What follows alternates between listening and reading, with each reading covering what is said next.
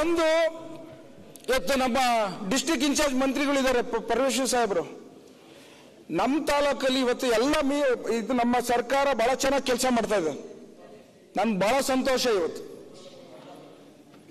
ಆದರೆ ಎಲ್ಲ ಒಂದ್ ಕಡೆ ಇವಾಗ ಶಿಲಿಂಗಣ್ಣ ಹೇಳಿದ್ರು, ನಬಾರ್ಡ್ ಅಲ್ಲಿ ಲೋನ್ ಕೊಡ್ತಾರಂತ ವಿಚಾರದಲ್ಲಿ ಅನ್ಯಾಯ ಆಗಿರೋದ್ರಿಂದ ಮೈಕ್ರೋ ಫೈನಾನ್ಸ್ ಹಾವಳಿ ಜಾಸ್ತಿ ಆಗ್ತಿದೆ. ಇವತ್ತು ನಾನು ಕೋಆಪರೇಟಿವ್ ಸೆಕ್ಟರ್ ಅಲ್ಲಿ ಏನ್ ನಮ್ಮ ಸರ್ಕಾರದಲ್ಲಿ ನಡೀತಾ ಇರೋಂಥದ್ರಲ್ಲಿ ಕುಣಿಗಲ್ ತಾಲೂಕಿಗೆ ಎಲ್ಲ ಒಂದ್ ಕಡೆ ಅನ್ಯಾಯ ಆಗ್ತಿದೆ.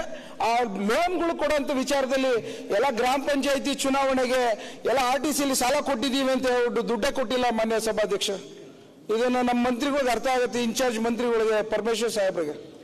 ಯಾವ ಕಾರಣಕ್ಕೋಸ್ಕರ ಕುಣಿಗಲ್ಗೆ ಅನ್ಯಾಯ ಆಗಿದೆ ಅನ್ನೋದು ಅವ್ರು ಸರಿಪಡಿಸ್ಬೇಕು, ಅವರು ಸಮರ್ಥಿಸ್ಕೋಬೇಕು, ನನಗೆ ಬರಬೇಕು ರಕ್ಷಣೆಗೆ. ಒಂದು ಎರಡನೇದು, ಒಂದು ಸಾವಾಯ್ತು ಮಾನ್ಯ ಸಭಾಧ್ಯಕ್ಷ. ಒಂದು ಹೆಣ್ಣು ಮಗಳು ಸುಮಾ ಅಂತ ಒಂದು ಸಾವಾಯ್ತು.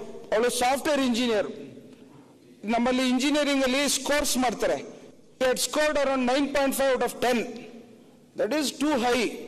ಆ ಹೆಣ್ಣು ಮಗಳು ಹೋಗಿ ಮಲ್ಟಿನ್ಯಾಷನಲ್ ಕಂಪ್ನಿಯಲ್ಲಿ ಬೆಂಗಳೂರಲ್ಲಿ ಸೇರ್ಕೊಂಡು 50,000 ರೂಪಾಯಿ ಸಂಬಳ ಸಿಗಂತ ಸಂದರ್ಭ 4 ತಿಂಗಳಿಗೆ ಅವಳನ್ನ ಲೇ ಆಫ್ ಮಾಡ್ತಾರೆ.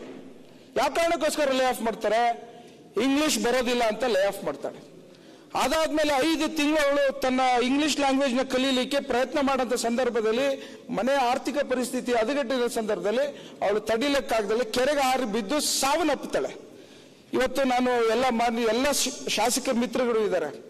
ಇವತ್ತು ನಾನು ಪ್ರತಿ ಬಾರಿ ನಾನು ಎಲ್ಲ ಹೋದ್ರೂ ವಿದ್ಯಾಭ್ಯಾಸದ ಬುನಾದಿ ಶಕ್ತಿ ಮಾತಾಡ್ತಿರ್ತೀನಿ. ತಂದೆಯವರ ಆಸೆ ಎಲ್ಲರಿಗೂ. ಇವತ್ತು ಮೆಡಿಕಲ್ ಅಲ್ಲಿ 12 ವರ್ಷದೊಳಗಡೆ 3 ಭಾಷೆ ಕಲಿಬಹುದು ಮಾನ್ಯ ಸಭಾಧ್ಯಕ್ಷರೇ. ಇವತ್ತು ನಮಗೆ ಕನ್ನಡ ಪ್ರೇಮದ ಕನ್ನಡ ಬೇಕು, ಜಾಗತಿಕ ಭಾಷೆ ಆದ ಇಂಗ್ಲಿಷ್ ಬೇಕು, ಮತ್ತು ರಾಷ್ಟ್ರೀಯ ಭಾಷೆ ಆದದ್ದು ಹಿಂದಿ ಬೇಕು. ಇವತ್ತೇನಾದ್ರೂ ಇಂಥ ಮಕ್ಕಳ ಇವತ್ತು ಸಾವಾಗಿದ್ದ ಹೆಣ್ಮಗಳು ಜಸ್ಟ್ ಬಿಕಾಸ್ ಅವಳಿಗೆ ಇಂಗ್ಲಿಷ್ ಬರದೇ ಇರೋದ್ರಿಂದ, ಇಂಗ್ಲಿಷ್ ಶಾಲೆ ಇಲ್ಲದೆ ಇರೋದ್ರಿಂದ, ನಾನು ಮಾನ್ಯ ನಮ್ಮ ಮುಖ್ಯಮಂತ್ರಿಗಳು ಸಾಹೇಬ್ರಿಗೂ ನಿಮಗೂ ಮತ್ತು ಎಲ್ಲರಿಗೂ ನಾನು ಮನವಿ ಮಾಡ್ತಾ ಇರೋದೇನು ಅಂತಂದ್ರೆ, ಇವತ್ತು ಹೇಗಾದ್ರೂ ಮಾಡಿ ಕನ್ನಡದ ಭಾಷೆ ಯಾವ ರೀತಿ ಒತ್ತು ಕೊಡ್ತಾ ಇದೆ ಅದೇ ರೀತಿ ಜಾಗತಿಕ ಭಾಷೆ ಆಂಗ್ಲ ಭಾಷೆಯ ಶಾಲೆಗಳನ್ನ ಹೆಚ್ಚಿನದಾಗಿ ಓಪನ್ ಮಾಡಬೇಕು ಅಂತ ನಾನು ಕೈ ಮುಗಿದುಕೊಂಡು ಕೇಳ್ಕೊತಾ ಇದ್ದೀನಿ ಮಾನ್ಯ ಸಭಾಧ್ಯಕ್ಷರೇ.